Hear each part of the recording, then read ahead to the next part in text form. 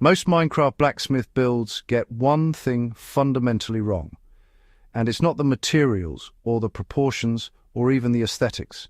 It's the assumption that a blacksmith shop was a place of creation first and survival second. Historically, that order is reversed. A blacksmith did not begin the day thinking about crafting something new. He began by maintaining what already existed, repairing broken tools, reshaping worn iron, extending the life of materials that could not easily be replaced. In times of stress, crop failure, conflict, long winters, the forge did not produce more. It preserved what little remained. That distinction changes how we build. Because when you construct a medieval blacksmith in Minecraft with historical accuracy in mind, you're not designing a workshop.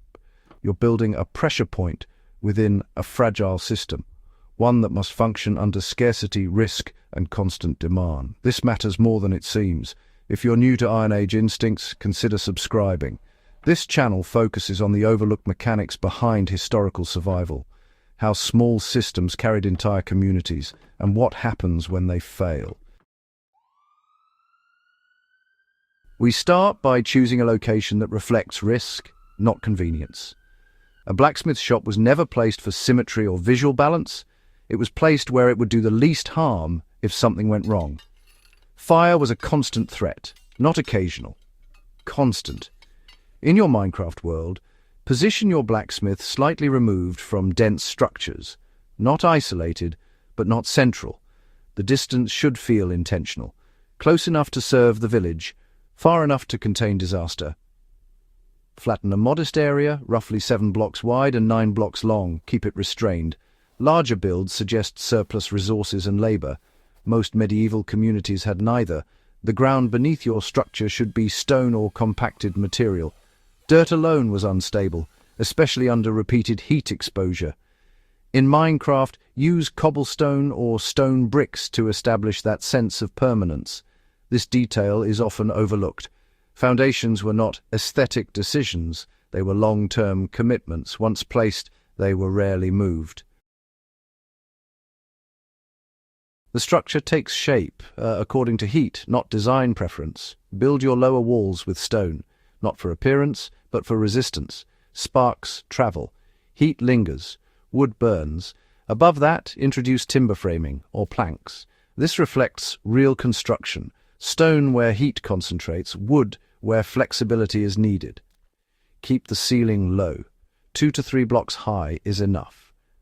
A higher ceiling disperses heat too quickly. A lower ceiling traps it, making the forge more efficient with less fuel.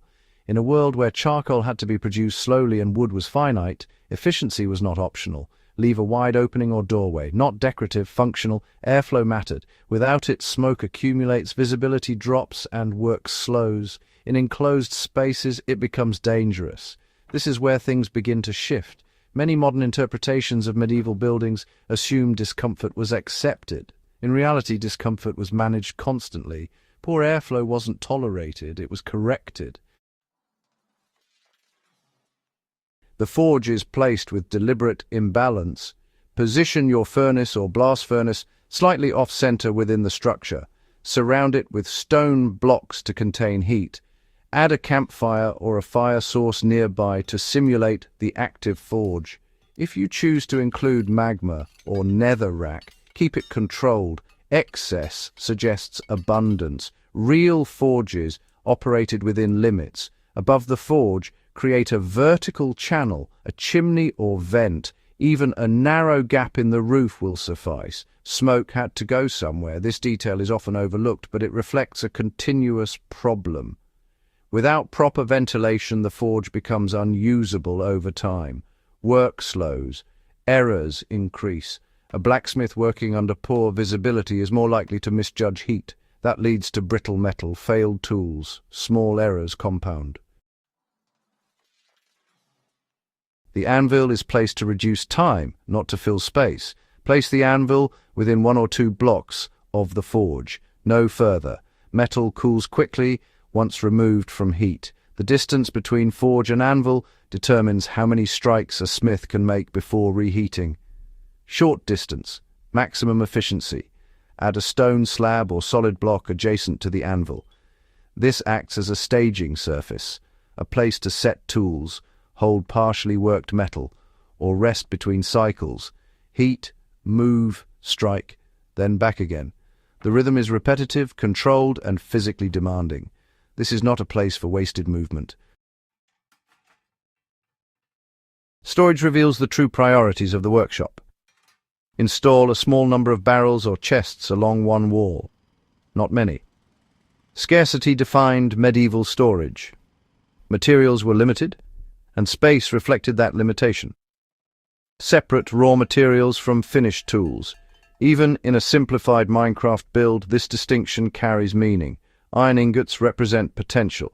Finished tools represent labor already invested. Add a grindstone nearby, not as decoration, as necessity.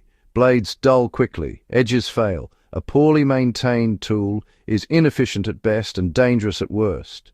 Regular maintenance, extended usability, and reduced risk. This is where survival logic becomes visible. The blacksmith is not producing endlessly, he is preserving function within constraints. You know, the roof reflects weather patterns more than architectural style. Construct a sloped roof using wooden stairs or slabs. Keep the angle moderate, enough to direct rainwater away but not exaggerated. Extend the roof slightly beyond the walls. This protects the structure from runoff and reduces water exposure at the foundation. In colder regions, steep roofs prevented snow accumulation.